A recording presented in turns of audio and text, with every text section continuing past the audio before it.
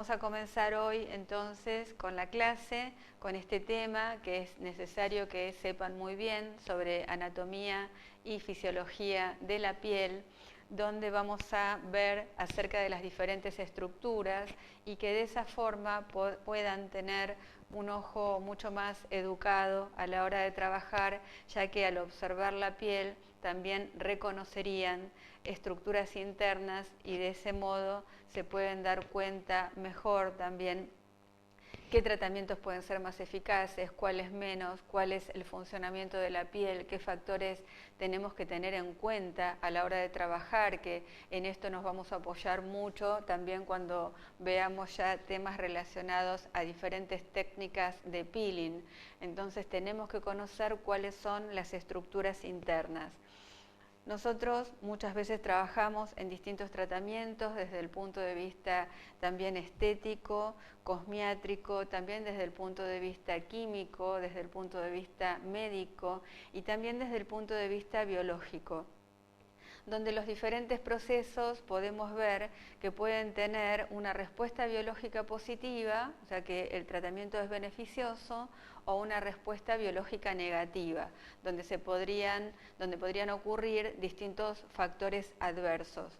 Muchas veces vemos estos factores, por ejemplo, en un tratamiento que se pueda realizar en hiperpigmentaciones, en manchas cutáneas, y quizás no tanto desde el punto de vista cosmiátrico, pero en la práctica médica, quizás la utilización a veces de algún ácido que pueda ser muy fuerte para esa piel que está sensibilizada por la hiperpigmentación. A veces vemos que en lugar, por ejemplo, de mejorar la piel y eliminar las manchas cutáneas que pueda haber, quizás se produce un aumento de esa pigmentación de las manchas como mecanismo de defensa de la piel. O sea, la piel se vio muy agredida, entonces en lugar de poder eliminar la mancha con lo que se aplicó, al verse tan agredida, reacciona, ¿no?, como mecanismo de defensa, y quizás se hiperpigmentó.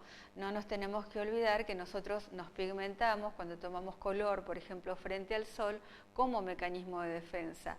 Cuanto la piel más se defiende, más coloración toma, es el modo de protección a través de la melanina. Entonces, así como existe este proceso y a lo largo de la cursada vamos a ir intercalando y viendo todos los tratamientos que sé que les gusta muchísimo y es lo que llevan realmente a la práctica, pero también vamos a ir viendo todos estos factores en cuanto a la funcionalidad, cómo responde la melanina, cómo responde la piel ante distintos factores, ante el medio ambiente, ante el exposoma, factores epigenéticos, todo lo que pueda estar relacionado. Y para poder entender todos esos conceptos necesitamos conocer la anatomía de la piel, cuáles son sus células, cuáles son sus estructuras, qué hacen estas células, cómo responden, ¿sí?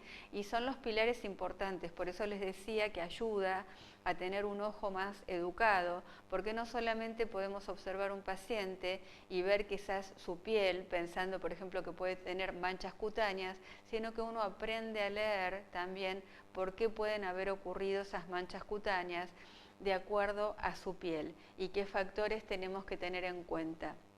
Por eso es importante conocer toda la funcionalidad celular, ¿sí? Entonces, voy a apagar el teléfono. Entonces, vamos a ver estos distintos factores relacionados a la anatomía de la piel, donde sabemos que es el límite anatómico de nuestro organismo. Constituye una coraza, una barrera protectora, sin la cual el ser humano tendría imposibilitada la vida, ¿sí? Vemos cuando hay casos, por ejemplo, de quemaduras que abarcan gran parte del cuerpo, compromete en muchos casos la vida del paciente. Entonces, la piel, si bien es un límite anatómico de nuestro organismo, podemos decir que no solamente nos separa del medio externo, sino que también nos comunica con él. Es un órgano también de las expresiones. Nosotros manifestamos sentimientos, expresiones, estados de ánimo, si nos sentimos bien, si nos sentimos enfermos, manifestamos muchos factores a través de la piel. Por eso es el órgano de las expresiones y nos separa como mecanismo de defensa, como barrera del medio ambiente, pero también nos comunica con el medio ambiente y nos comunica con los demás. Entonces representa al mismo tiempo una barrera y un órgano de comunicación con el exterior. Dentro de las funciones principales de la piel y sobre todo de la epidermis, que es la capa más externa y está en contacto con el aire, con el medio ambiente, es su función principal producir queratina, una proteína que es protectora sobre todo de la acción medioambiental y que va a generar también esa queratina una barrera de defensa ciertamente selectiva también, nuestra parte más superficial de la piel, con respecto también a todos los, por ejemplo, productos que utilizamos en forma tópica. Acá nosotros podemos ver en esta imagen que vemos, ¿no?, como son células que están aplanadas, a veces decimos en la capa córnea que parecen como filas de panqueques aplanados, porque estas células ya están muy planas, en contacto unas con otras, ya en la superficie no tienen núcleo, no tienen organelas, solamente su contenido es queratina y sustancia intercelular, y después estas células se van a ir desprendiendo, dando lugar a que lleguen otras en el proceso de formación o de recambio celular a nivel de la epidermis. Entonces hay muchos factores que tenemos que tener en cuenta y que vamos a prestar mucha atención también, porque este es un proceso natural mediante técnicas como es el peeling. La piel tiene una estructura. Si nosotros observamos nuestra epidermis, vamos a notar que no tiene, por ejemplo, el mismo espesor en todas las zonas. No es igual la epidermis del dorso de los brazos, que de la cara anterior, que de las palmas, de las manos o plantas de los pies, de los párpados, que es una zona mucho más fina, o de los órganos genitales, donde vamos a ver que la piel también es distinta, ¿no? Entonces, si bien tenemos una piel y vamos a manifestar ya desde nuestro nacimiento un fototipo cutáneo, que es el color constitutivo de la piel, y un biotipo cutáneo, que esto lo vamos a ver en la adolescencia con el desarrollo y las modificaciones hormonales, se manifiesta en esa etapa de la vida, ¿no?, el biotipo cutáneo. Pero si bien vemos estos factores, nuestra misma piel en una misma persona, con un mismo fototipo, un mismo biotipo cutáneo, vamos a ver que en distintas áreas la piel es diferente. Entonces, si nuestro organismo es así y nosotros generamos ya esos distintos, por ejemplo, espesores de piel con diferentes funcionalidades, porque, por ejemplo, en el área de axilas hay mayor cantidad de glándulas sudoríparas, por ejemplo. A veces en el rostro puede haber mayor cantidad de glándulas sebáceas, o en la espalda, en la zona del pecho, según el tipo de piel en la cual estemos observando. Entonces, si nosotros tenemos un espesor diferente en la piel, en las distintas zonas, podríamos preguntarnos, por ejemplo, cuando se hacen procesos como peeling, que desde el punto de vista del tratamiento se acelera esa descamación natural, si uno realmente puede modificar tantas cosas y cómo va respondiendo entonces la piel. Esto lo vamos a ver muy bien cuando veamos las técnicas de peeling, pero quizás el ser humano de forma externa no puede modificar tanto en realidad qué es lo que está generando el organismo en forma interna y la naturaleza de su anatomía. Entonces, si conocemos las estructuras, vamos a aprender a ver, por ejemplo, por qué tenemos que tener cuidado en la forma de realizar ciertos procedimientos, como ocurre, por ejemplo, con el peeling. Gracias.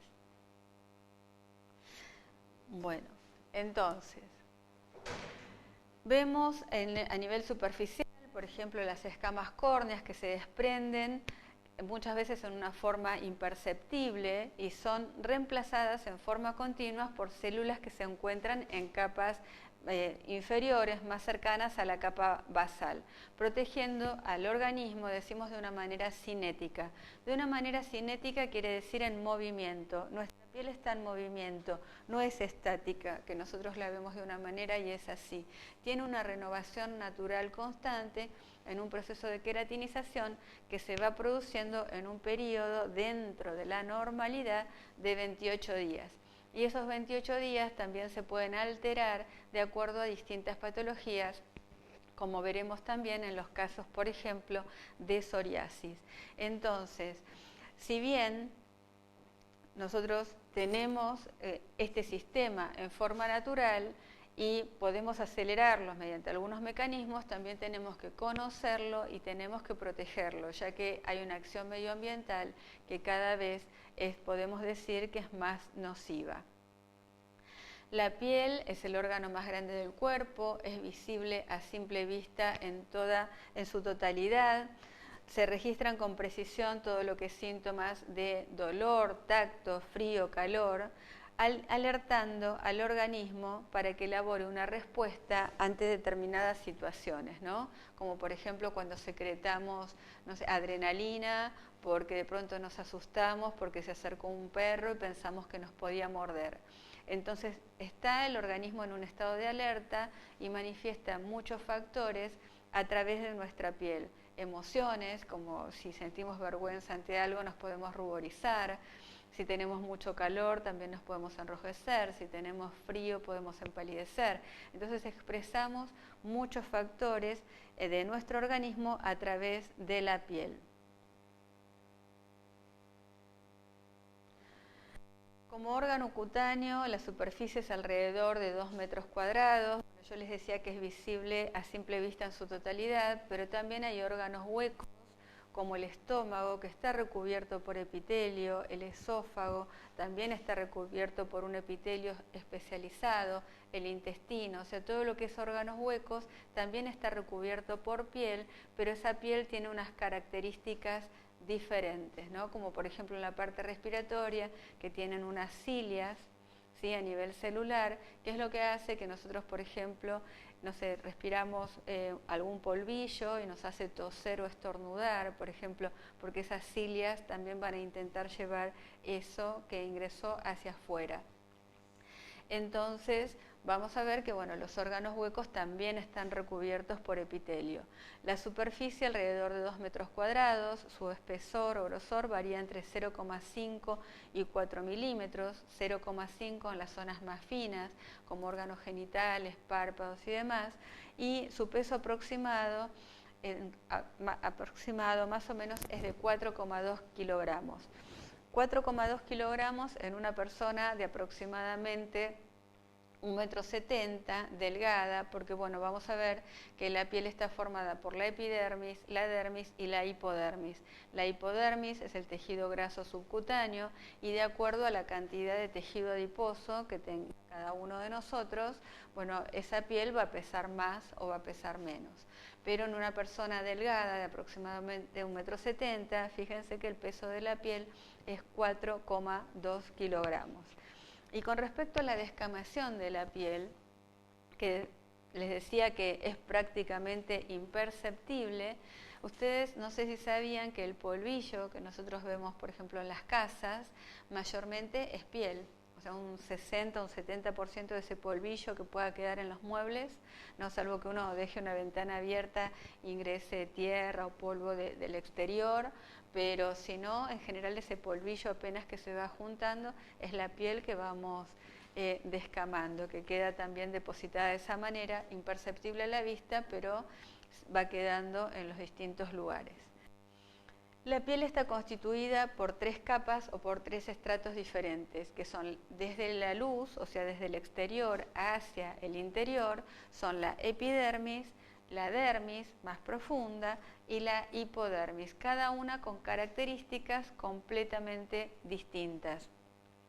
La epidermis es una capa que es más homogénea, esta es la capa más externa, no excede los 0,2 milímetros y puede ser un poco más gruesa en el área de palmas de manos y plantas de los pies, también con diferentes características que ya vamos a ver. La dermis le va a dar, está debajo de la epidermis y le va a dar soporte a la epidermis.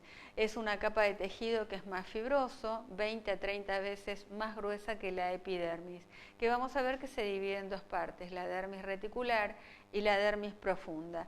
Y la hipodermis separa la piel del tejido que está debajo, del tejido muscular, y está constituida por tejido adiposo subcutáneo, por unas células que se llaman adipocitos. Entonces podemos ver en la parte superior la epidermis, la dermis debajo, en la dermis hay anexos cutáneos y debajo la hipodermis.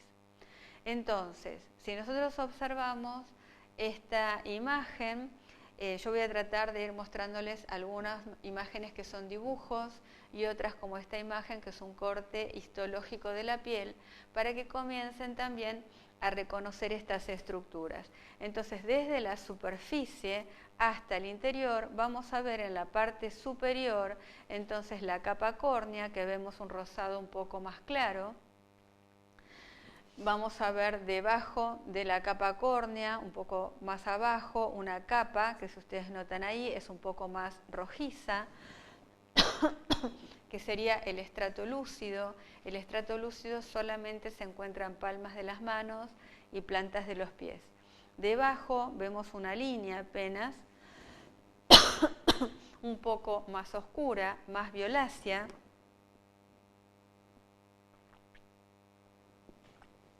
que es el estrato granuloso, y debajo del estrato granuloso vamos a ver al estrato espinoso, que vamos a ver que se llama de esa forma, el estrato granuloso, porque es rico en gránulos, y el estrato espinoso porque parece que tuviese como unas espinas, que en realidad son las uniones intercelulares a través de los desmosomas.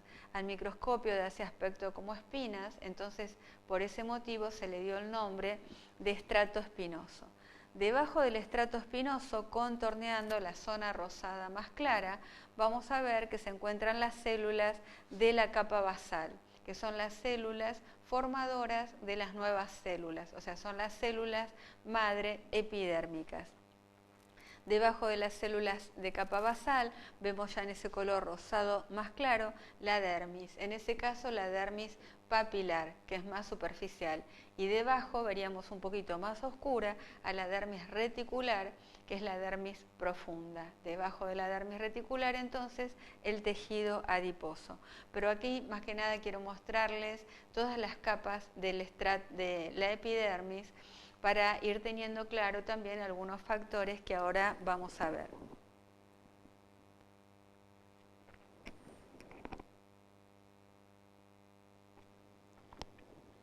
Entonces, ahora lo vemos graficado, a veces en los gráficos se ve más simple, pero nos tenemos que acostumbrar también a ver la piel como es, ¿no?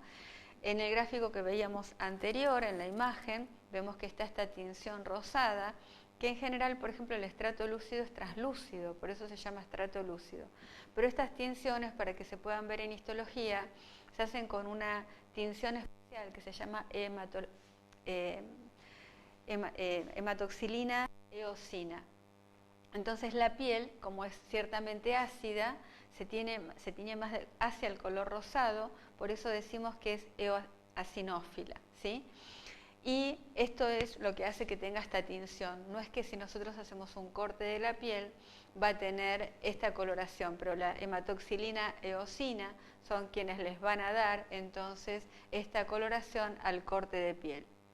Si nosotros podemos observar en este gráfico, donde vemos distintas coloraciones, principalmente para poder observar los diferentes factores, vamos a ver en la parte superior entonces el estrato córneo. Estas células que vamos a ver que van modificando, que van modificando las distintas características, así les puedo señalar.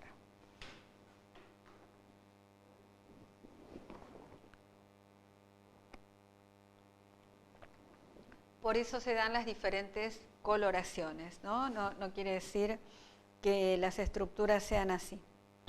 Entonces, vamos a observar en el gráfico desde capa basal hacia la superficie. Entonces, si nosotros observamos la capa basal, estaría en esta zona. Son las células formadoras, entonces, de nuevas células. Hacia arriba, nosotros vamos a ver, a esta altura, el estrato espinoso. Cubre esta parte. Entonces, las células de capa basal van a tener su núcleo, sus organelas, como muchas veces estudiamos, retículo endoplásmico rugoso, retículo endoplásmico liso, lisosomas, el aparato de Golgi, ¿sí? Todo lo que nosotros fuimos estudiando, bueno, las células de capa basal, que son las formadoras de nuevas células, contienen estas estructuras. En la medida que la célula, vamos a ver que la célula de capa basal se divide, forma una mitosis, una célula queda como célula blástica en el lugar para poder formar nuevas células y la otra célula va a ir ascendiendo. En la medida que va ascendiendo, va cambiando la estructura celular. En este proceso que nosotros necesitamos descamar nuestra epidermis para que pueda entonces renovarse. Entonces, en la capa espinosa nosotros vamos a ver determinadas características. Las células ya están un poquito más planas, van a ir modificando su estructura interna, tienen muchas uniones intercelulares, que son estas uniones desmosomas que las vemos como espinas, y en la medida que van ascendiendo van a llegar entonces al estrato granuloso, donde van a ir modificando su citoplasma, van a ir cargándose de distintos tipos de gránulos pueden ser de queratohialina, entonces luego van a continuar ascendiendo hasta que llegan a la capa córnea, a las últimas, digamos, células que están en contacto más superficial con el medio ambiente, donde ya han perdido su núcleo, sus organelas, y muchas personas las llaman células muertas. En realidad podría decir que no son células muertas, porque estas células, si bien no tienen núcleo y no tienen organelas, continúan dando información a la célula madre de capa basal. Entonces, cuando la célula de capa córnea le dice a la célula madre de capa basal que ya se va a desprender, entonces que forme una nueva mitosis, en ese momento la célula ya está en condiciones de desprenderse. Y si fuese una célula muerta, no podría darle esa información justamente vertical a la célula madre de capa basal que se encuentra debajo. Entonces, realmente a mi criterio, célula muerta es una vez que se ha desprendido, ¿sí? Mientras continúa dando información, es una célula que todavía está activa, aunque la veamos tan superficial. Entonces, como para tener en cuenta también estos factores. Dentro de los tipos celulares, a nivel epidérmico, nosotros vamos a ver que hay distintas estructuras. Si observamos a nivel de la capa basal, vamos a ver que se encuentran también en este lugar, en esta zona, vamos a ver que hay distintos tipos celulares, donde va a haber, por ejemplo, un melanocito cada 10 queratinocitos. Y dentro de las células importantes, como vamos a ver que la mayoría de las células todas son queratinocitos a nivel epidérmico, que van sufriendo las distintas transformaciones. Pero también vamos a encontrar células especializadas, como por ejemplo es la célula de Langerhans. Esta célula vamos a ir viendo que le da información a todo lo que es los mecanismos de defensa de la piel y le da información también al melanocito que se encuentra a nivel de la capa basal, 1 cada 10 queratinocitos, y la célula de Langerhans es quien se activa como mecanismo de defensa, y al darle la información al melanocito que hay un agresor en la piel, como puede ser un antígeno o la acción del sol y demás, y el melanocito comienza a secretar entonces melanina como mecanismo de defensa. También vamos a ver que hay otros tipos celulares, como pueden ser tipos sensoriales, como neuronas tipo sensoriales, que también pueden llegar y que nosotros podemos percibir entonces también las distintas sensaciones. Si nosotros observamos la superficie de la piel, como veíamos al inicio, que nuestra piel no es igual en todas las áreas, vamos a observar distintos factores. por ejemplo, que se presentan grandes pliegues, como son los pliegues articulares. Observamos en distintas zonas articulares que hay pliegues importantes de la piel. También hay pliegues articulares más pequeños, como podemos ver entre las falanges. Tenemos también otro tipo de pliegues que serían los pliegues musculares. Y dentro de los pliegues más pequeños, debido a la forma de unión de la epidermis a la dermis, también podemos ver distintos tipos de surcos y también surcos pequeños, como son las huellas dactilares llamadas dactilogramas. Entonces, fíjense qué estructuras tan especializadas que, de acuerdo también a nuestra genética, las huellas digitales son diferentes en cada uno de nosotros, al punto que los podemos tomar como referencia para identificar a cada una de las personas. Y todas las personas del mundo tenemos diferentes huellas dactilares. Así que fíjense qué importante, ¿no? Como para que pueda llegar una persona a ser reconocida por sus huellas dactilares. Y la importancia de la genética y de estos factores, ¿verdad? Dentro también de la anatomía de la piel vamos a observar las glándulas. Las glándulas, vamos a ver que los orificios de la piel están constituidos en general por 3 tipos de estructuras. Las glándulas sebáceas, que vamos a ver que son formaciones arracimadas, como podemos ver en este sector, anexas o en forma conjunta con el folículo piloso, que es el formador del pelo. Por ese motivo lo llamamos folículo pilosebáceo, en el cual desembocan o vierten su secreción directamente hacia la luz. Entonces, el folículo pilosebáceo, vamos a ver el contenido de la glándula sebácea, que va secretando también el sebo y lo va a hacer a través de los poros que observamos en la piel hacia el exterior. Esto no ocurre igual en las palmas de manos y plantas de los pies, porque nosotros en esas zonas no tenemos folículos pilosos. Entonces son las únicas áreas donde la glándula sebácea puede verter su contenido directamente hacia el exterior, ¿sí? Para poder igualmente formar la textura de nuestro manto hidrolipídico. El sebo, bueno, vamos a ver que son gotitas muy pequeñas que están conformadas por lípidos y también por algunos restos celulares. La función es la lubricación y secreción.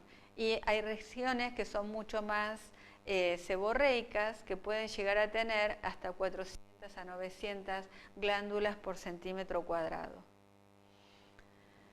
Las glándulas sudorípadas, en este caso las glándulas sudorípadas ecrinas, vierten su contenido directamente hacia el exterior. Como podemos ver en esta zona, la glándula ecrina no pasa a través del folículo pilosebáceo, sino que su conducto es directo hacia el exterior. Son más numerosas, hay de 2 a 5 millones en toda la superficie de la piel. La función regular sobre todo el equilibrio térmico. Cuando tenemos calor tenemos más sudoración, cuando tenemos frío hay una vasoconstricción para tratar de preservar el calor interno del organismo. Las glándulas sudorípadas apócrinas son exclusivas solo de la zona axilar y anogenital, y estas glándulas tienen mayor tamaño y si estas glándulas están en contacto con todo lo que es el folículo pilosebáceo. Entonces hay 2 tipos de glándulas, que vamos a ver las apócrinas y vamos a ver entonces las glándulas ecrinas, que van a generar el sudor, ¿sí? Y la glándula sebácea, que va a generar la secreción del sebo.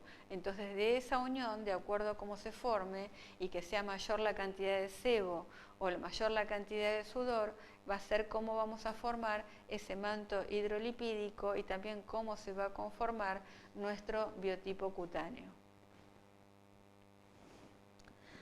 Dentro de la parte glandular veríamos también la formación del aroma de la piel, que esto está producido generalmente o mayormente por ácidos grasos libres, que puede tener la secreción sebácea y la descomposición también bacteriana del sudor.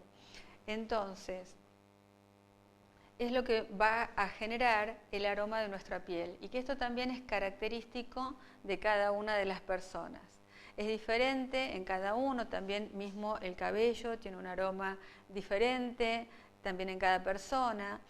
vamos a ver que puede haber un aroma distinto en las manos, en los pies, en el área genital, y bueno, por supuesto, incrementa o modifica esto, todo lo que pueda llegar a ser hormonal, el desarrollo a través de la pubertad, la menstruación, que va generando también diferentes aromas propios de los seres humanos, ¿no? Y que esto se modifica fundamentalmente también con el desarrollo por la modificación hormonal y que bueno, esto induce en muchos casos a una mayor secreción a través de las diferentes glándulas.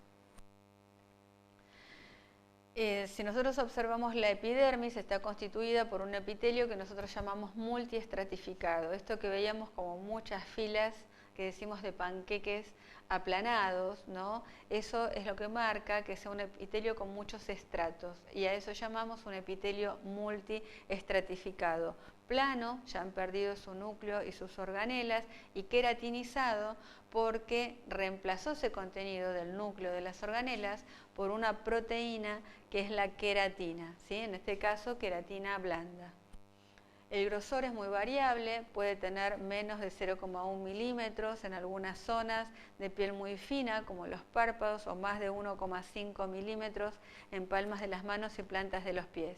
La epidermis, que es la capa más superficial de nuestra piel, es avascular, no está irrigada, ¿sí? No tiene un torrente sanguíneo, pero se nutre por imbibición de su capa más profunda, que es la dermis, que la dermis sí es vascular, o sea, sí tiene irrigación. Entonces la dermis es quien va a nutrir, entonces en cuanto a la irrigación, a la epidermis. Posee algunas terminaciones nerviosas y la sensibilidad se va a encontrar mayormente en capas más profundas debido a sus células, que es en el área de la dermis. En la unión, podemos ver acá la unión dermoepidérmica,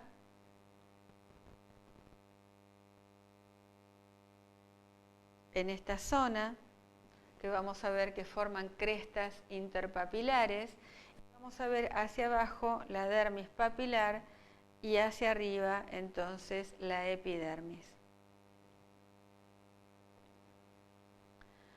Bueno, dentro de la epidermis veíamos los diferentes tipos celulares, entonces el melanocito es una estructura muy importante, es una célula de origen neural que tiene dendritas, a través de esas dendritas va a ir secretando también hacia la epidermis la melanina para generar, en este caso, lo que es la protección de la piel. ¿Sí? Nosotros vamos a tener una melanina que podemos ir formando, por eso aumentamos nuestro color y esto después va desapareciendo. O también tenemos, por supuesto, el color de la piel natural con la melanina constitutiva que forma nuestro fototipo cutáneo. En la epidermis, entonces, si observamos, vamos a ver la capa basal, ¿sí? Y vamos a observar entonces el estrato espinoso, rico en esas uniones, cómo se desarrolla el melanocito en la capa basal y cómo se va modificando hacia el estrato granuloso, rico en gránulos, y hacia el estrato córneo. Las células de Langerhans, una célula importantísima, y las células de Merkel, que vamos a ver que también son células de origen neural y que nos van a brindar diferentes factores y sensaciones en la piel.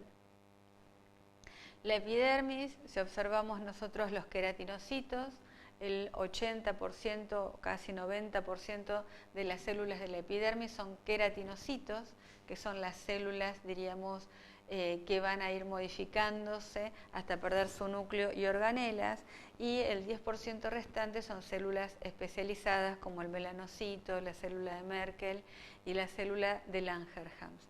La queratina, entonces, es una proteína de características fibrilar, de características de fibra, que está encargada en aportar más resistencia, dureza o rigidez a la piel. Y la queratina podemos decir que es una escleroproteína acidófila. Por eso con esa tintura de hematoxilina eosina se torna lo que llamamos eosinófila, que va a dar ese color frente a la eosina que es más rosado, porque es una escleroproteína acidófila. Eso traten de recordarlo. Y que está, por supuesto, en constante renovación en este sistema propio cinético, ¿no?, de movimiento que tiene nuestra piel en regeneración celular. Dentro de las capas de la epidermis vamos a ir viendo en detalle cada una de ellas.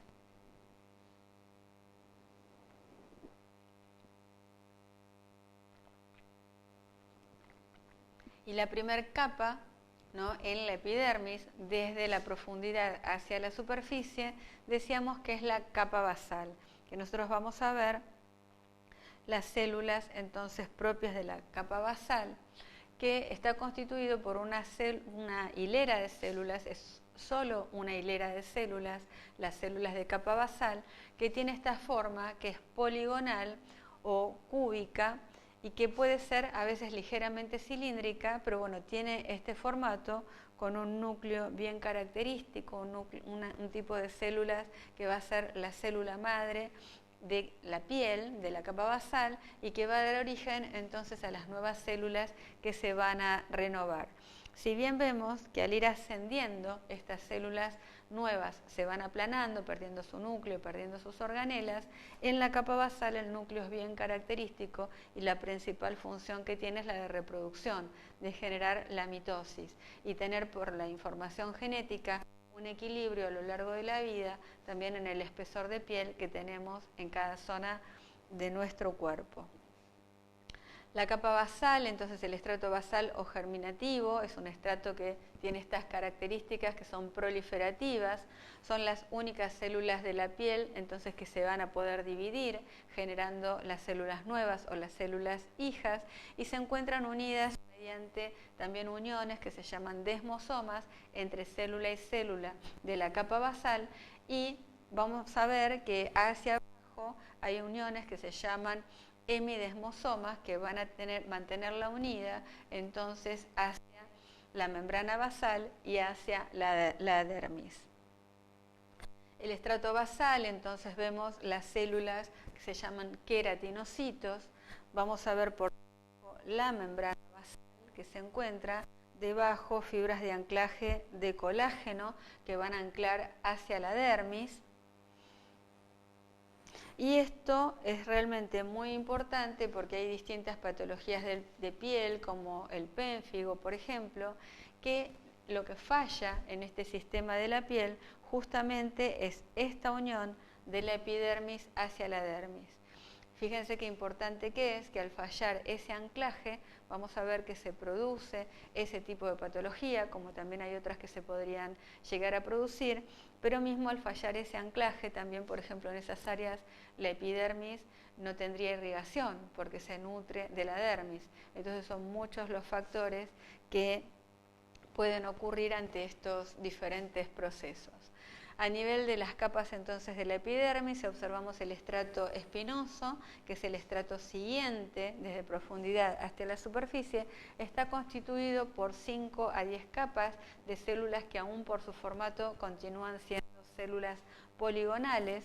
Los queratinocitos están conectados también por multiplicidad de desmosomas, que son las uniones intercelulares, que vamos a ver ya un poco más adelante, que tienen unas características muy definidas y sobre estas uniones también trabajamos mediante las diferentes técnicas de peeling.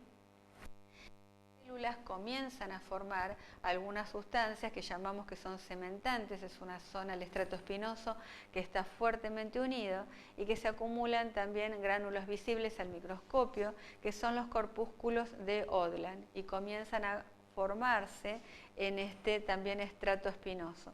Entonces el estrato espinoso, vamos a ver eso, ¿no? Como que está muy unido a través de estas uniones desmosomas que las vemos con un formato como espinas. Si observamos entonces, vamos a ver este movimiento, o sea, cómo va generando los cambios celulares en la medida que ascienden, donde observamos a los queratinocitos y toda su función. Y en el estrato germinativo, comprende principalmente la capa formadora de nuevas células, a la capa basal, al estrato espinoso, pero también al estrato granuloso, porque sigue generando diferentes cambios y distintas funciones que realmente son muy activas. Las palmas de las manos y plantas de los pies, en esa zona únicamente se encuentra el estrato lúcido, y de la epidermis podemos decir que es un sistema binario, o sea, habría muchísimo para ver realmente de cada una de las capas de la piel. Vamos a ver los factores más importantes. Podemos decir que es un sistema binario porque se encuentran dos tipos de células, principalmente las células formadoras de queratina, que vamos a ver que están las células del estrato de Malpighi o estrato espinoso. El estrato espinoso recibe también ese nombre de estrato de Malpighi, o bueno, los queratinocitos, que forman podrían llegar en algunas zonas a formar el 95% de la epidermis. Entonces tenemos principalmente a las células que forman queratina y tenemos también a las células que forman melanina, que son los melanocitos, conformando ambos tipos de células. ¿Qué tal? Un sistema entonces binario a nivel epidérmico. En las capas de la epidermis, si observamos el estrato granular o granuloso, que está por sobre entonces el estrato espinoso, veíamos capa basal, estrato espinoso, bueno, estrato granuloso. Este estrato está formado por 2 a 5 capas y vamos a ver que las células ya en el estrato granuloso tienen una forma un poco más aplanada, ¿no? Porque van perdiendo mayor cantidad de estructuras. El rasgo más importante es la acumulación en el citoplasma de gránulos que son gruesos, y estos gránulos tienen una forma irregular, y las células que tienen abundante ya cantidad de queratina en su citoplasma, muchos componentes celulares, sobre todo las mitocondrias y el retículo endoplásmico liso, sobre todo que forma lípidos, comienzan a desaparecer. Si continúa el retículo endoplásmico todavía rugoso, que es el formador de proteínas y encargado también de la formación de estos gránulos que nosotros observamos en el estrato granuloso. Finalmente va a ir deteriorándose el estrato granuloso cada vez más hasta desaparecer y desaparecer su núcleo. Entonces el estrato granuloso vemos principalmente esta área, ¿no?, debajo el estrato espinoso y las células de capa basal, y ya vamos llegando entonces hacia el estrato córneo. En la capa granulosa vamos a ver también que hay muchas enzimas. En todo lo que es reacciones químicas en la piel, las enzimas tienen una importancia muy alta, porque las enzimas actúan como un catalizador, aceleran o retrasan las diferentes reacciones. Entonces, esta es una zona que es muy rica en enzimas y en gránulos entonces de queratohialina.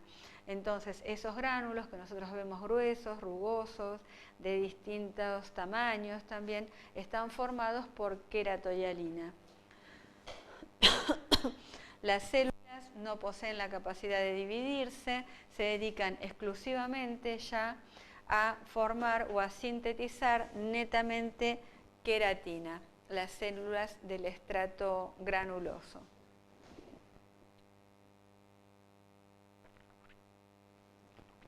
Si bien veíamos que únicamente las células madres de capa basal son quienes pueden dividirse y formar, por ejemplo, una célula blástica que va a quedar en el lugar y la célula hija que va a ir ascendiendo, y a partir de allí las células no se dividen, sino que van cambiando sus características hasta llegar al estrato granuloso, donde la célula ya no tiene núcleos, rica en gránulos, y va a ir formando netamente queratina. En algunas patologías también se puede llegar a ver que hay células entonces en capas superiores que aún pueden tener su núcleo y aún pueden dividirse. Entonces, bueno, pero eso es en patologías determinadas, que bueno, algunas de estas patologías vamos a ir viendo a lo largo de la cursada. En el estrato lúcido, decíamos que el estrato lúcido está por sobre el estrato granuloso y que solamente se encuentra en las palmas de las manos y en las plantas de los pies. Aparece en zonas entonces que son más gruesas y que tampoco tienen folículo piloso, ¿sí? Está constituido por por pocas capas de células, el estrato lúcido, estas células bien aplanadas, ya llegando cada vez más a la superficie.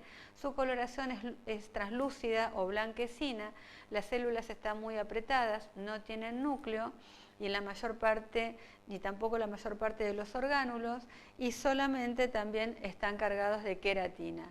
Entonces el estrato lúcido lo veríamos solamente en palmas de las manos y en plantas de los pies.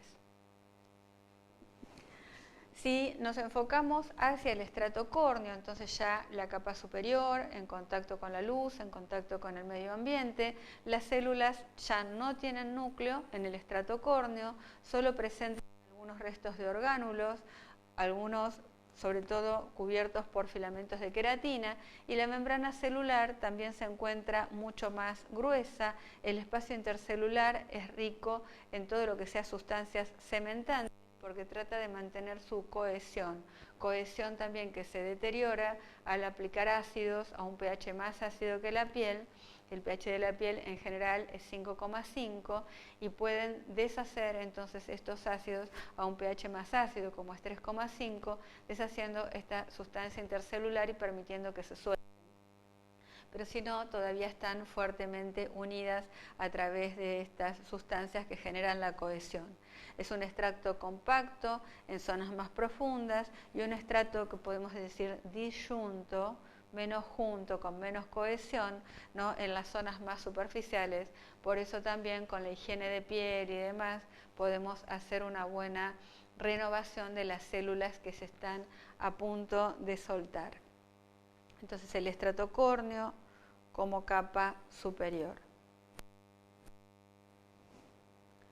Si nosotros observamos al microscopio, las células se ven más resecas, en la parte más superficial mucho menos unidas, pero bueno, quedan todavía sustancia intercelular, y estas células son las que se van desprendiendo o que nosotros podemos trabajar mediante distintas técnicas de peeling.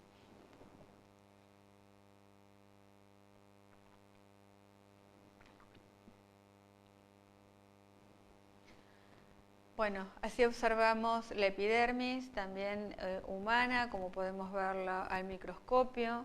Fíjense toda la modificación que se va generando desde las células de capa basal, en la medida que ascienden.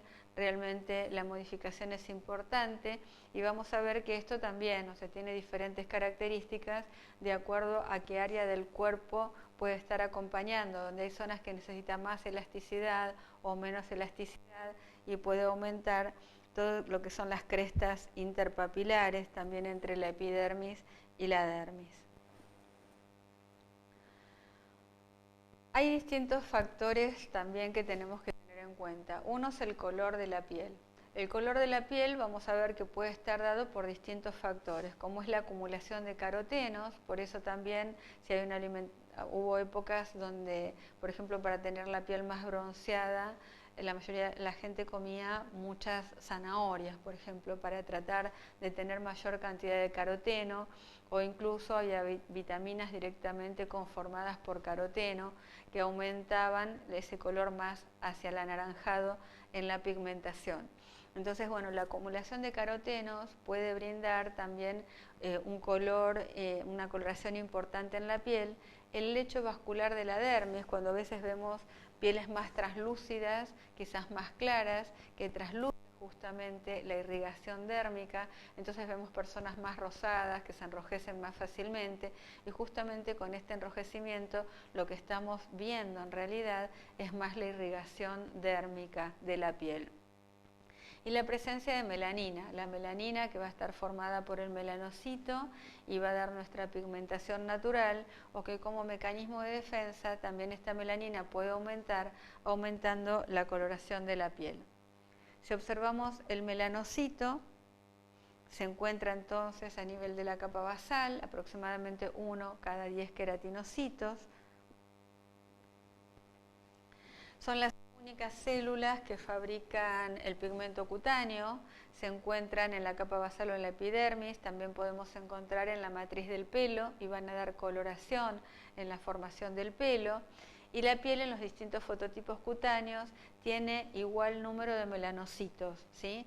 Lo que varía no es la cantidad de melanocitos, todos tenemos aproximadamente 1 cada 10 queratinocitos. Tiene estructuras internas, estas células especializadas, como las diferentes células de nuestro cuerpo. Muchas están especializadas en un sector, otras en otro, y en este caso la estructura especializada del melanocito son sus organelas, que son los melanosomas, a través de los cuales va a ir formando el pigmento y lo va secretando hacia las distintas capas de la piel.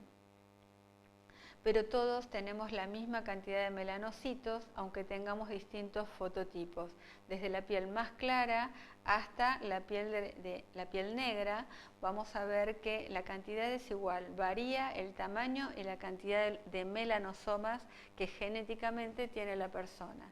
Entonces son células de morfología más o menos estrellada, o sea, vemos esta disposición por las dendritas que tienen, son células de origen neural que van a tener entonces múltiples prolongaciones a través de esas dendritas, y esas prolongaciones van a ir ascendiendo por la epidermis y secretando entonces la melanina.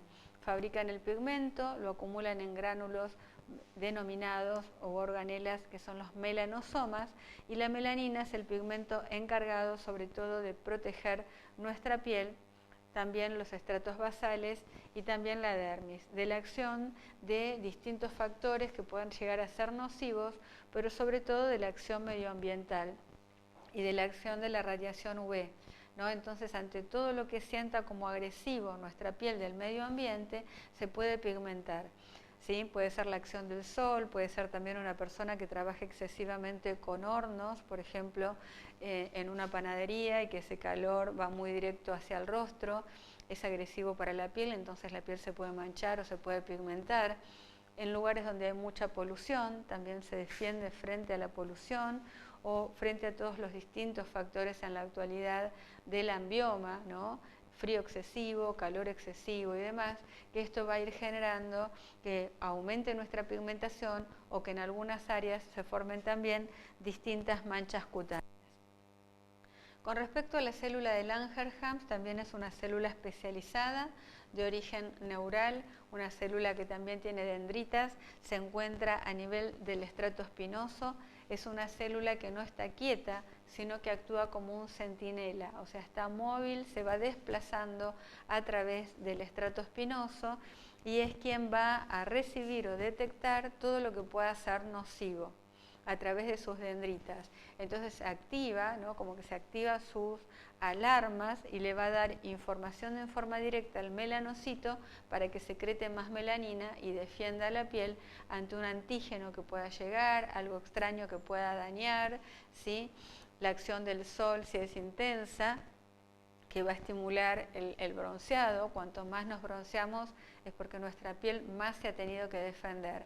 Entonces, quien es encargada de estos factores desencadenando los mecanismos de defensa es la célula de Langerhans. Y esta célula realmente es muy importante cuando hay patologías oncológicas de piel relacionadas a la célula de Langerhans, realmente son muy invasivas. Entonces es una célula a proteger y a cuidar, y fíjense que está aproximadamente en la mitad de la epidermis, a nivel del estrato espinoso.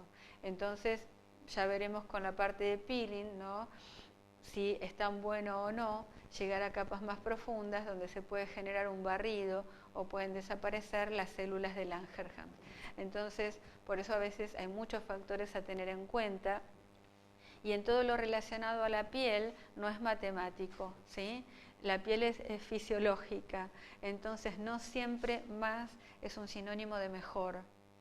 Y por eso hay que tener cuidado. No siempre un peeling más fuerte es sinónimo de que va a ser mejor. Nos tenemos que fijar qué estructuras puede arrastrar o puede dañar en nuestra piel, y en el costo-beneficio, qué es más importante, ¿no? Si uno quiere hacer un peeling tan fuerte que llega a capa basal, pierde todas las células de Langerhans, nuestra piel genéticamente va a intentar repararse y volver a formar toda la epidermis, pero nos quedamos sin una célula tan importante de defensa como esta, que al ser de origen neural no se va a volver a producir.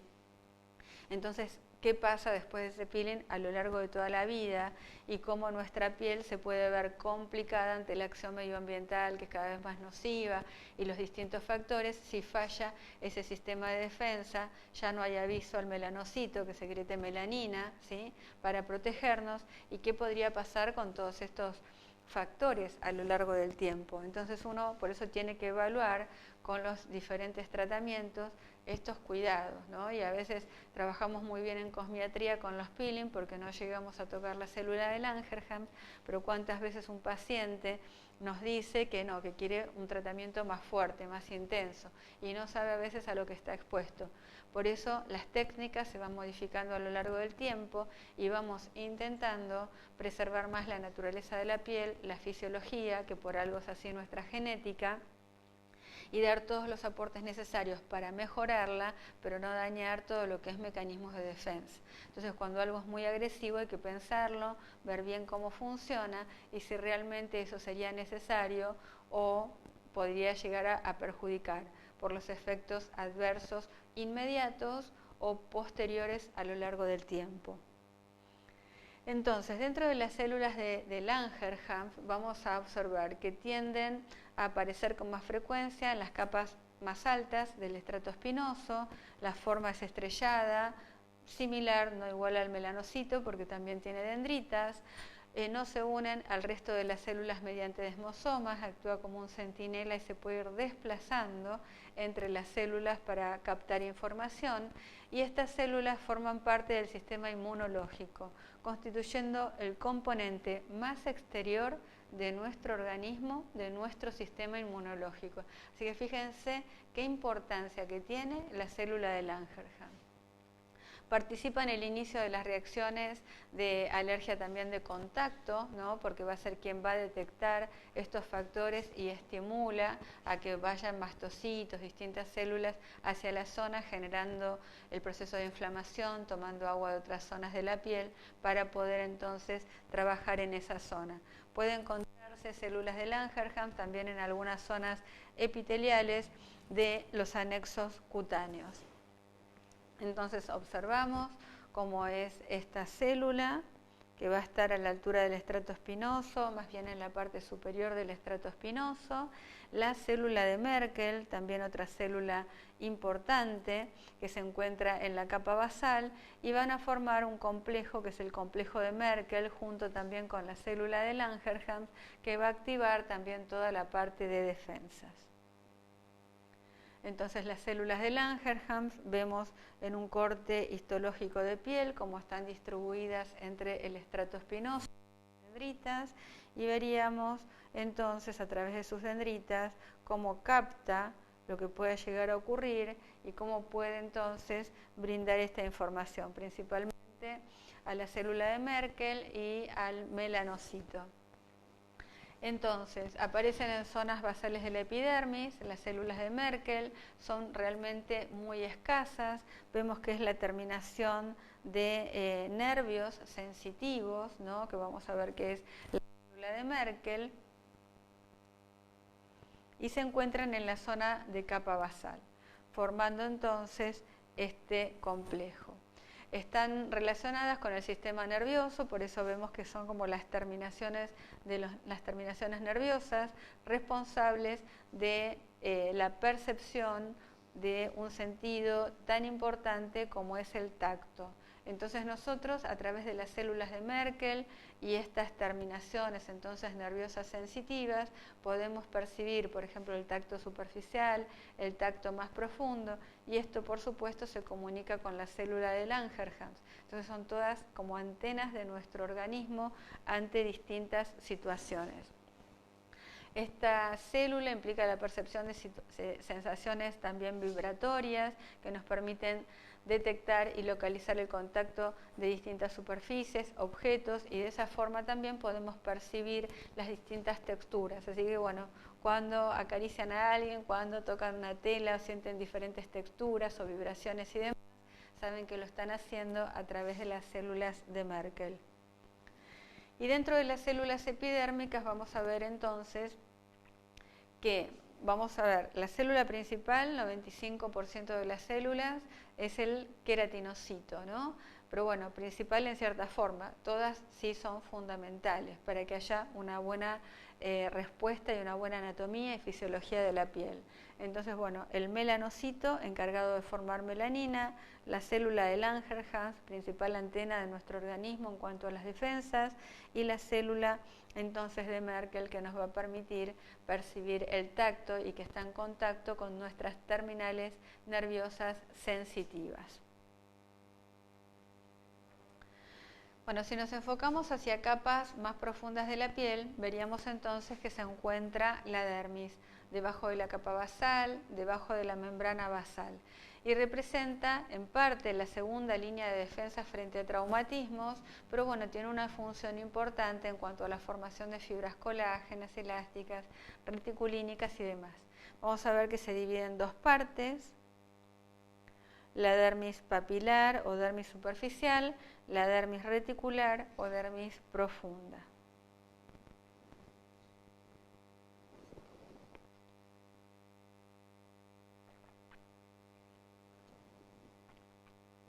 Entonces,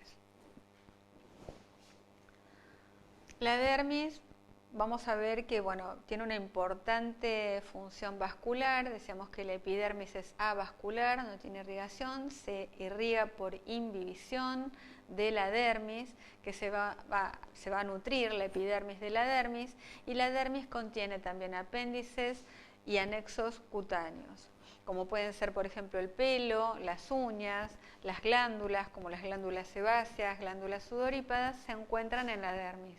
Y bueno, hay conductos que van a traspasar la epidermis y secretar hacia el exterior, pero se encuentran estas estructuras a nivel dérmico. Entonces, el tejido es fibroso, es rico en fibras, colágenas, elásticas y reticulinas, 20 a 30 veces más grueso que la epidermis, y su principal función con sus células madres, que son los fibroblastos, es la formación justamente de estas fibras, ¿sí? Por eso hay una parte que es reticular, que es más, digamos, más suave en cuanto al contenido de las fibras, y una parte reticular o profunda que va a tener mayor cantidad de fibras. Entonces observamos acá la diferenciación también de la dermis papilar y de la dermis reticular. Dentro de la anatomía también vamos a observar entonces los diferentes factores. Es una zona de tejido conjuntivo, laxo o denso. Entonces, cuando se habla de tejido conjuntivo, se está hablando de la dermis. El grosor medio entre 1 y 2 milímetros aproximadamente, se extiende también, hay zonas más delgadas como el área de los párpados, donde el grosor puede ser menor a 0,6 milímetros, y zonas más gruesas como las palmas de las manos y plantas de los pies, que puede llegar aproximadamente hasta unos 3 milímetros. En la dermis podemos diferenciar entonces estas dos grandes zonas, que son la dermis papilar, que es un tejido que es más laxo, ¿sí? No tiene tanta cantidad de fibras, tiene sí haces de colágeno, pero estos son más finos, aparecen muchos vasos sanguíneos, delicados y finos, que nutren a la epidermis entonces por difusión o por imbibición. O sea, nutren por difusión de la dermis a la epidermis, de la epidermis a la dermis es por imbibición, que toma entonces ese torrente sanguíneo. Las células dérmicas en este caso son mucho más abundantes. Si nos fijamos en el área más profunda, que es la dermis profunda o dermis reticular, parte inferior de la dermis papilar, entonces vamos a ver que es de mayor tamaño, que se une o se difumina con la hipodermis que está debajo, no tiene un límite definido como la capa basal y la membrana basal. Es más difuso el límite entre la dermis y la hipodermis. Es un tejido conjuntivo, entonces la dermis reticular más denso, hay redes de colágeno mucho más gruesas, más densas, colocadas en forma general paralela a la epidermis. Bueno, entonces podemos ver acá la epidermis, la diferenciación con la dermis, ¿no? Zona más clara, la dermis papilar, y zona más oscura, más rica en fibras, la dermis reticular. Dentro de los componentes hay sustancias o sustancias intercelulares, también como la sustancia fundamental amorfa. Esta sustancia fundamental tiene la capacidad de retener agua, proteínas que pueden estar unidas también a mucopolisacáridos ácidos, formando lo que se denominan los proteoglicanos que se encuentran en esa sustancia amorfa o sustancia fundamental, que es un gel con tendencia acuoso denso que va a generar también una amortiguación o una elasticidad. Las proteínas entonces que se generan más los mucopolisacáridos ácidos de la sustancia intercelular van a formar los proteoglicanos de la piel. Dentro de las fibras, el colágeno sería la fibra principal, es una proteína fibrosa también que es importante, constituye aproximadamente el 75% y le va a brindar a la piel resistencia frente a traumatismos físicos y limita también el grado de tensión de la misma, o sea, da la elasticidad también que puede llegar a tener la piel en algunas áreas mayor y en otras áreas menor. Bueno, acá vemos también otro corte histológico, donde vemos también cómo se pueden observar en corte las vénulas, también podemos observar fibroblastos, y vamos aprendiendo a leer los cortes histológicos, las fibras de elastina que por tinción se ven onduladas, pero mucho más claras, por ejemplo. Y también podemos observar cómo es la orientación de las fibras, con la tendencia ondulada, pero más paralela siempre a la epidermis, ¿no? Ese tipo de ondulación. Las fibras reticulares o reticulina son parte fundamental también de las fibras, en este caso sobre todo de la membrana basal, son más finas, menor diámetro que las fibras colágenas y esta red es muy fina, pero principalmente estas fibras reticulares las vamos a encontrar en la membrana basal. Está formado por la unión también de fibras de colágeno y de una glucoproteína que es la fibronectina. Entonces se incrementa también durante procesos inflamatorios, la reticulina. Y podemos observar también la elastina, en este caso esta proteína es fibrilar, tiene propiedades sumamente elásticas, menor tamaño también que las fibras colágenas, como pasa con las fibras reticulares, y vamos a ver que se encuentra principalmente la elastina en la dermis reticular o en la dermis profunda, es donde encontramos mayor cantidad de elastina. Entonces, bueno, otro corte histológico donde podemos ver dermis papilar más superficial, la dermis profunda, tejido conectivo, que podemos observar entonces el tejido conectivo liso, que podemos ver en forma más profunda.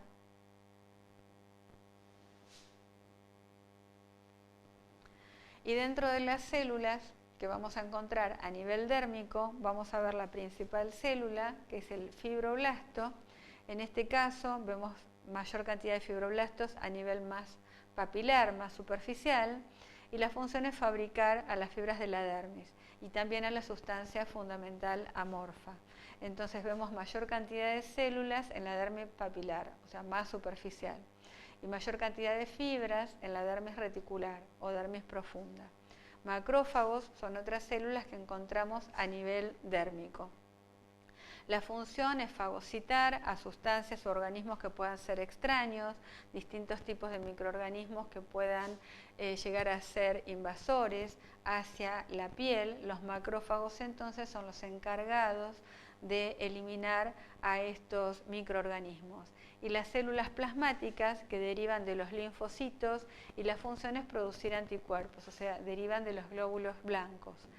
Y la función de las células plasmáticas es producir los anticuerpos. Entonces el fibroblasto va a formar las células y la sustancia fundamental, los macrófagos van a eliminar todos los microorganismos que puedan ser invasores, pero si esos microorganismos quizás están aumentados por algún motivo, va a comenzar a actuar la célula plasmática generando la producción de anticuerpos ante entonces esos microorganismos que pudiese haber.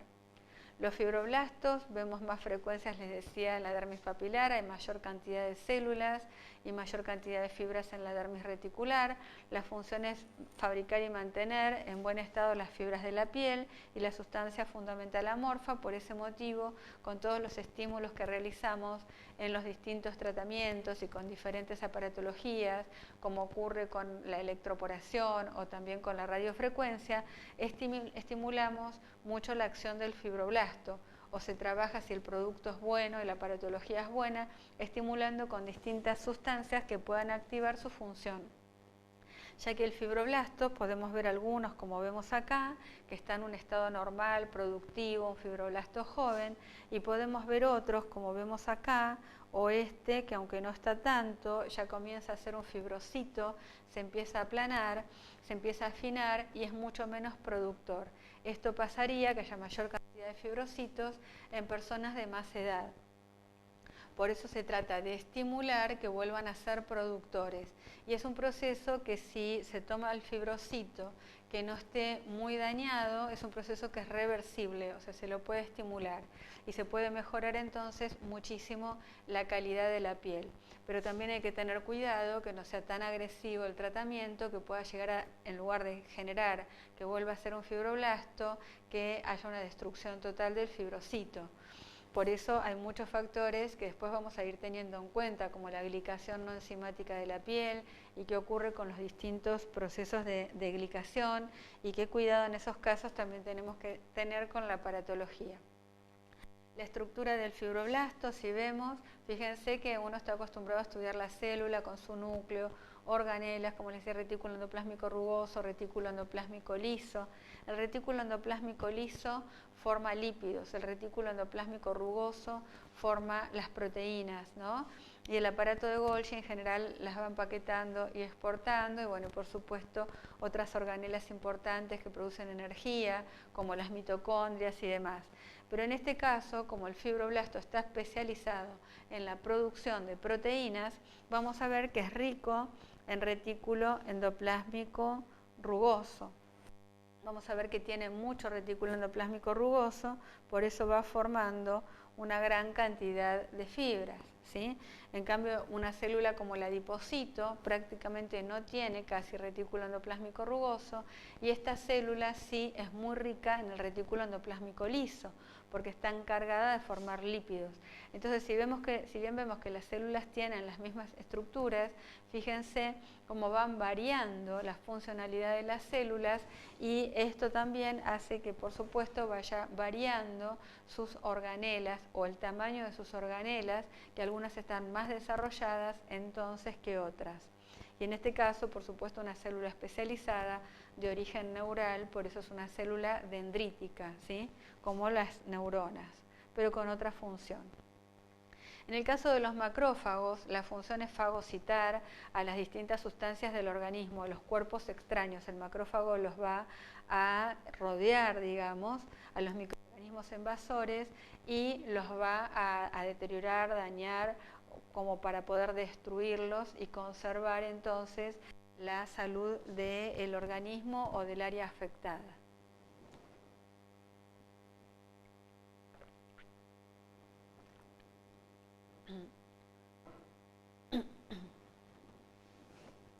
Bueno, acá podemos ver una célula, un macrófago, fagocitando distintos microorganismos. Las células plasmáticas, células importantes de la dermis, derivan entonces de los linfocitos, y estas células van a ser las encargadas de producir los anticuerpos.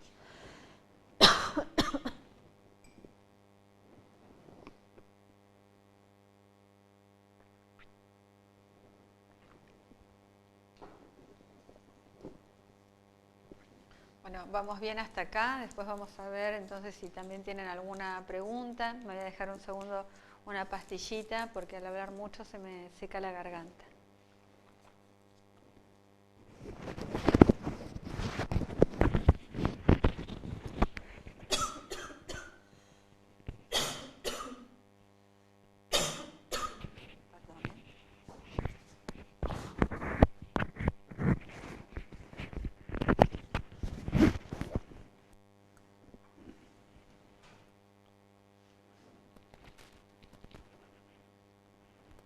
Ya ven, un segundo.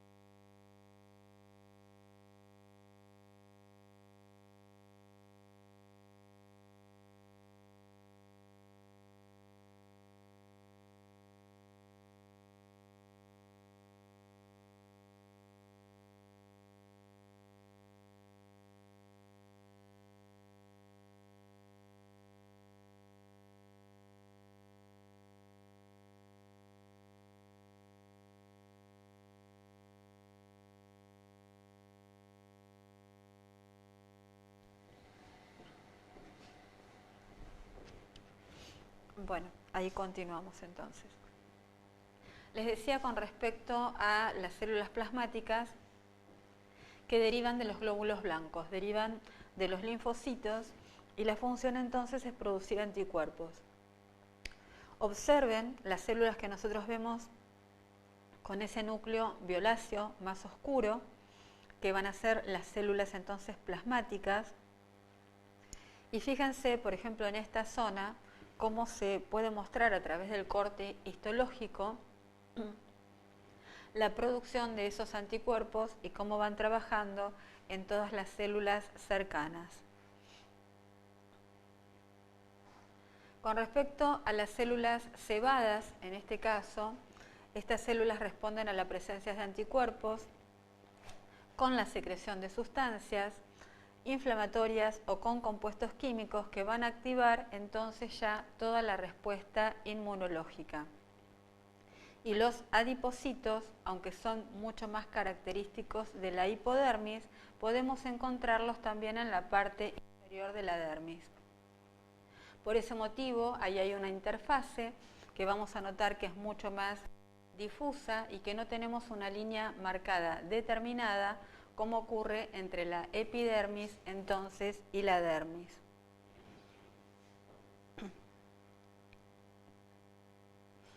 Las células cebadas, entonces, o mastocitos, responden a la presencia de anticuerpos con la secreción también de sustancias inflamatorias, distintos compuestos químicos que se van a activar ante la acción de antígenos o de invasores, principalmente a nivel de la piel, a nivel de los bronquios y a nivel de la mucosa intestinal, es donde más encontramos a las células cebadas.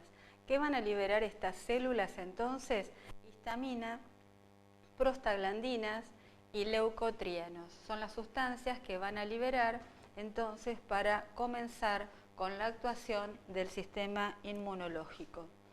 Las células cebadas, en este caso las podemos ver con una tinción especial que es azul de toluidina, entonces se cambia la tinción para poder encontrarlas, no se realiza con hematoxilina eosina porque tienen propiedades diferentes y con esta tinción de azul de toluidina las podemos observar mucho mejor. Y podemos ver entonces en los ciclos de inflamación que lo que aumenta o aparece son las citoquinas. Dentro de las citoquinas hay citoquinas buenas y malas.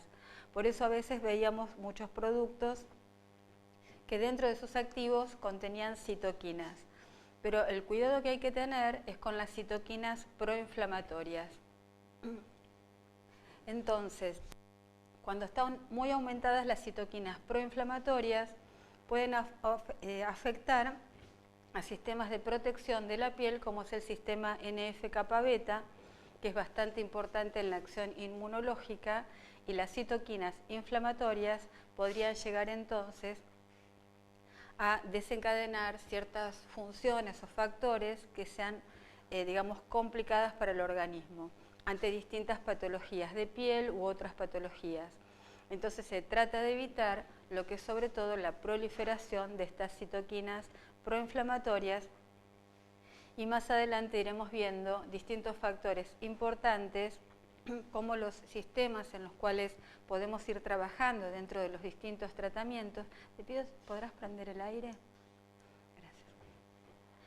dentro de los distintos tratamientos, entonces, que vamos a ver los sistemas que tanto se utilizan en la actualidad, que son sistemas o funciones anti-inflammation.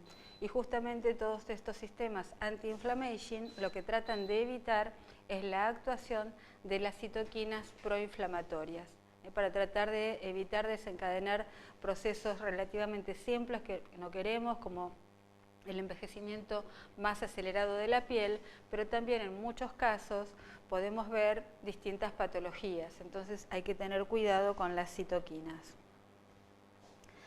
Con respecto a los adipocitos, aunque en general, bueno, les decía, son más característicos de la hipodermis, por supuesto, está su célula principal en la hipodermis es el adipocito, pueden aparecer, como les había dicho, en estratos inferiores. Y fíjense las características de las células, ¿no? ¿Qué célula tan distinta, por ejemplo, al fibroblasto? Decimos que parece un anillo de sello, ¿no? Un anillo donde vemos la parte nosotros hacia un lado, ¿no? Todo su núcleo y sus organelas. Y toda la parte principal de la célula plena de lípidos, ¿no? Entonces, fíjense qué características tan diferentes, cómo puede estar tan llena de lípidos, y sin embargo sus estructuras, importantes también en cuanto a la formación, están desplazadas como un anillo de sello, ¿no? Hacia un lado. Por supuesto, todas las organelas son importantes que tiene la célula, pero en este caso tiene una actuación fundamental el retículo endoplásmico liso, que va a ser quien va a formar entonces a los lípidos. Y esta célula tiene la característica de aumentar de tamaño y disminuir con facilidad. Facilidad relativa, ¿no? Cuando aumentamos o bajamos de peso. Algunas personas lo pueden hacer más fácilmente, otras no tanto, pero se pueden llenar y vaciar con relativa facilidad de lípidos, con lo cual, por ese motivo, se puede subir o de pronto bajar de peso con una dieta determinada, pero a veces no es tan fácil como con una célula como el fibroblasto, que de pronto tengamos mucho más colágeno o menos colágeno, ¿sí? Pero puede haber factores que también pueden estimular. Con los lípidos, en particular con los adipocitos, esta funcionalidad es bastante característica y otras células no podemos ver un factor tan marcado de tanta diferencia. Entonces, dentro de la anatomía de la hipodermis, vamos a ver, por supuesto, que está subyacente por debajo de la dermis, es un tejido conjuntivo, también laxo, y también va a generar distintas funciones dentro del organismo, principalmente como aislante del calor, va a conservar la temperatura corporal, por eso a veces las personas muy delgadas tienen más frío en general que quienes tienen sobrepeso. Hay un almohadillado entonces que puede amortiguar también distintos golpes o distintos traumatismos, y también es un depósito de calorías, ¿no? Por ejemplo, es un reservorio.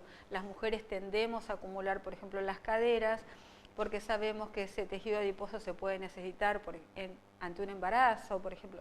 Entonces, nuestro organismo, que es muy inteligente, intenta generar estos factores. También cuando el tejido adiposo es mucho, vamos a ver que la epidermis es avascular, no tiene una red vascular. La dermis es vascular, decíamos que nutre a la epidermis.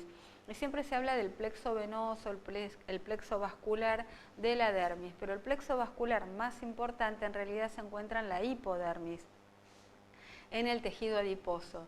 Ahora también, si estas células están muy grandes o hay mucho tejido adiposo, se va a sobrecargar porque el plexo vascular es el mismo.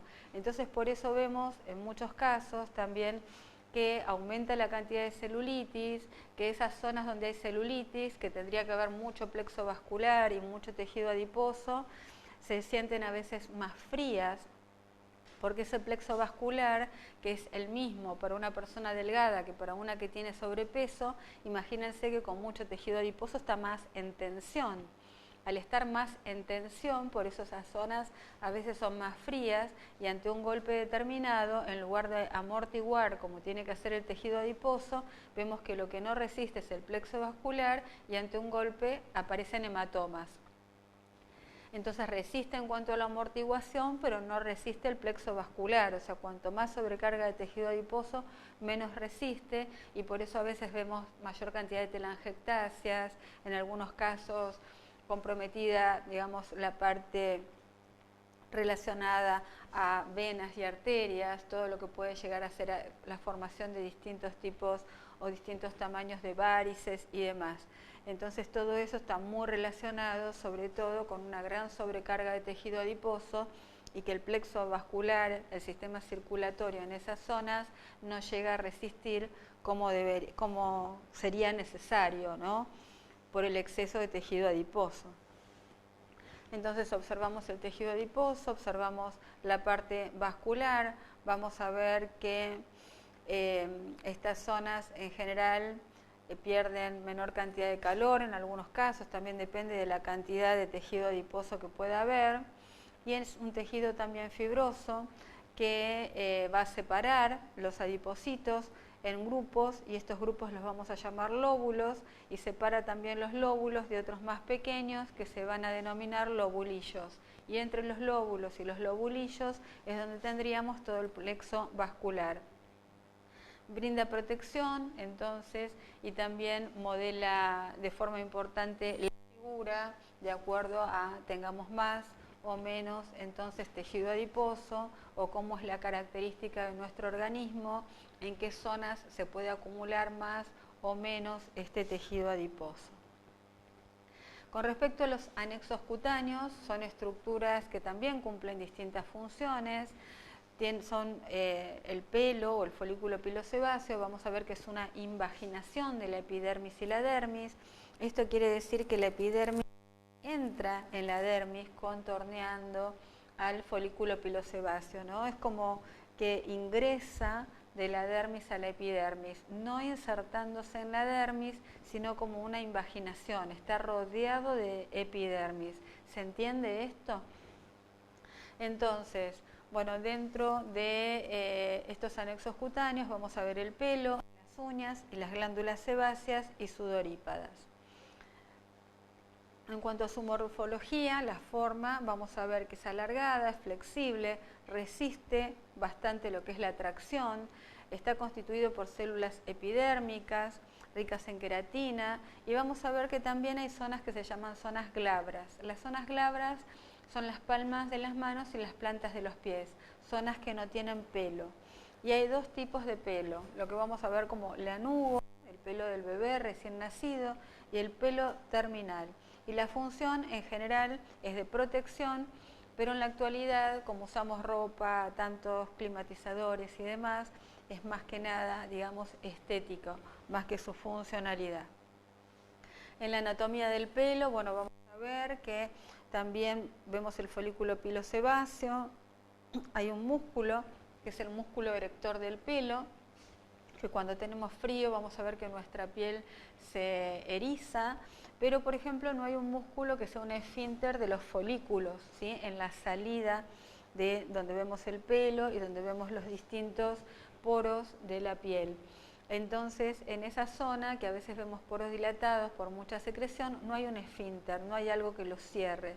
Entonces también hay distintas formas para intentar que esos poros de la piel queden más chiquitos, queden más cerrados, con una mayor higiene de ese conducto, digamos, pilosebáceo. Pero sí, el pelo tiene este pequeño músculo, que es el músculo erector del pelo. Y va a conformar junto con la glándula sebácea, que vemos en esta zona, el folículo entonces pilosebáceo. Dentro de la anatomía de las glándulas sebáceas vamos a ver que están encargadas de fabricar lípidos. Se abren siempre las glándulas sebáceas hacia el folículo pilosebáceo, secretando por el mismo conducto que el folículo pilosebáceo, excepto en las zonas glabras donde no hay pelo, que se abren directamente hacia el exterior. No están distribuidas en forma pareja, en forma homogénea, sí están muy vascularizadas, y la secreción está regulada principalmente por las hormonas. Por eso a veces vemos distinta la secreción en la piel del hombre que en la piel de la mujer. Tienen una morfología que es acinar, esto simplemente para que ustedes puedan conocer cómo es la estructura interna de la glándula, cómo está rodeada y cómo comienza entonces a formar los lípidos para luego poder secretarlos. En el cuerpo humano hay aproximadamente de 2 a 4 millones de glándulas de sudor ecrino. El principal componente del sudor es el agua, existen otros componentes como pueden ser sales minerales, la urea, el ácido úrico, y está fuertemente irrigada la glándula sebácea y bueno, también inervada por la parte nerviosa. Entonces estas glándulas en algunos casos vamos a ver que se hacen hipertróficas, que crecen mucho de tamaño y más secretorias, como podemos llegar a ver en los distintos grados de acné.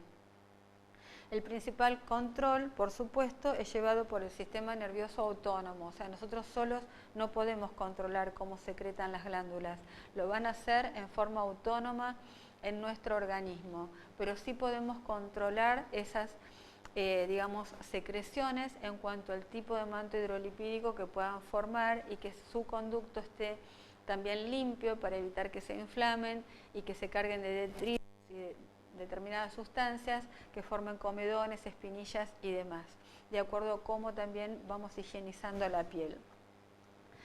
Entonces, se encuentran mayormente en los labios, en el lecho unguial, en los labios menores, glande, en la cara interna también del prepucio. En el caso de las glándulas sudorípadas ecrinas, y con respecto a las glándulas apócrinas, entonces similares también a las glándulas ecrinas, son más grandes, asociadas a los folículos también, en este caso pilosebáceos de determinadas zonas del cuerpo, y las vamos a encontrar mayormente en el vestíbulo nasal, axilar, en la región anogenital, y van a formar lo que es el sudor apócrino, donde vemos diferencias entre las glándulas sudorípadas ecrinas y las glándulas sudorípadas apócrinas. Entonces va a haber un control hormonal que se produce a través del sistema nervioso central y también se puede producir una degradación bacteriana. Con respecto al sudor, que en general los seres humanos utilizamos, por ejemplo, desodorantes, el aroma se produce cuando, en cuanto a la secreción, está en contacto, por ejemplo, con el aire. Se puede llegar a oxidar esa secreción y es lo que produce el aroma desagradable. Por eso cuando una persona se baña, se seca bien y en ese momento se debería aplicar el desodorante. Si el desodorante lo aplica 20 minutos después, ya ese contacto del sudor con el aire estuvo y se produce esa degradación bacteriana, entonces, y ese aroma que puede llegar a ser desagradable, para ver diferencias entre la parte también apócrina y ecrina, ¿no? Dentro entonces de la glándula apócrina, vamos a ver que su salida está en contacto también con el folículo pilosebáceo, mientras que la glándula ecrina no. Y en la anatomía de las uñas vemos entonces también que son placas córneas en la zona dorsal, en las falanges, en los dedos, y bueno, el grosor también puede llegar a variar. Las uñas de las manos se renuevan en alrededor de 8 meses y tardan un poco más en los pies, el crecimiento es mucho más lento en las uñas de los pies, 1 año en que se renueve totalmente, o yo diría casi un poco más, ¿no? Tarda el doble en renovarse la totalidad de la uña en los pies que en las manos. Y la vascularización de la piel, bueno, vamos a ver que hay un plexo superficial y un plexo profundo, donde se producen anastomosis entre las venas y las arterias, y también puede ser que haya en la zona más profunda, por supuesto, un drenaje linfático, que ahora no vamos a ver la parte de linfa, que es importante. Bueno, la vascularización, cuanto más profundo a nivel hipodérmico, más importante es la vascularización. Cuanto más cercano a la epidermis, entonces más suave es ese plexo superficial, pero que igual en fototipos claros puede traslucir y se puede observar. Y con respecto a la inervación de la piel, vemos 2 tipos de nervios, aferentes o eferentes. Aferentes de entrada y eferentes de salida, podríamos decir. El nervio facial y nervio trigémino son los nervios que nos van a dar la sensibilidad y la parte motora, sobre todo si hablamos del rostro, que son los principales, los nervios que vamos a ver. El nervio facial tiene una parte motora y una parte sensitiva, y el nervio trigémino es mayormente sensitivo, donde vamos a ver que tienen distintas ramas hacia la zona frontal, hacia la zona central y hacia la zona de la maxilla, y van a tener también una función importante en todo lo que es la anatomía y las sensaciones en el rostro. La inervación, entonces, dada por estos dos nervios autónomos, vamos a ver que es hacia los vasos sanguíneos, hacia el músculo erector del pelo, hacia las glándulas sudorípadas.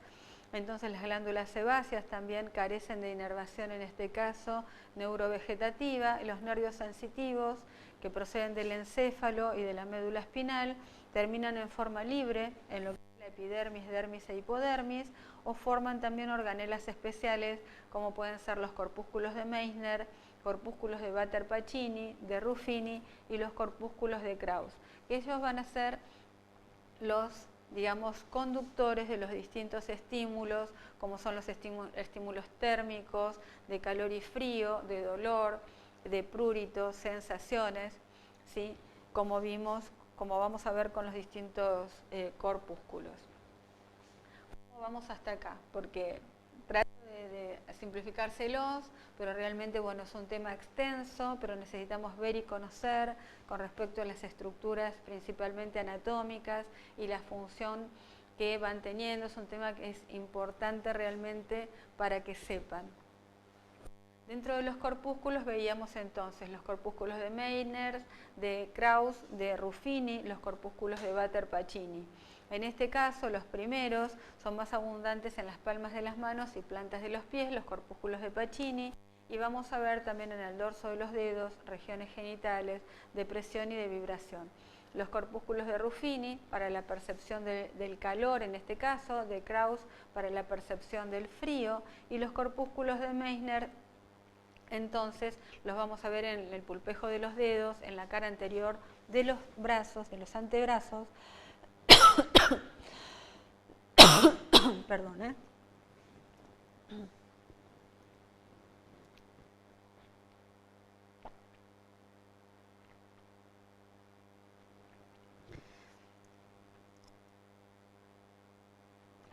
mediante los cuales vamos a percibir entonces el tacto.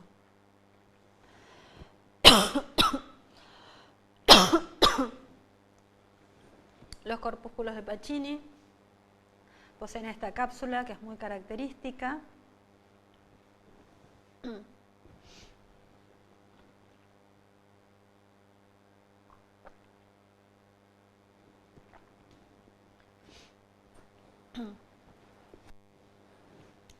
Vamos a ver que se percibe la presión, como también se percibe la vibración.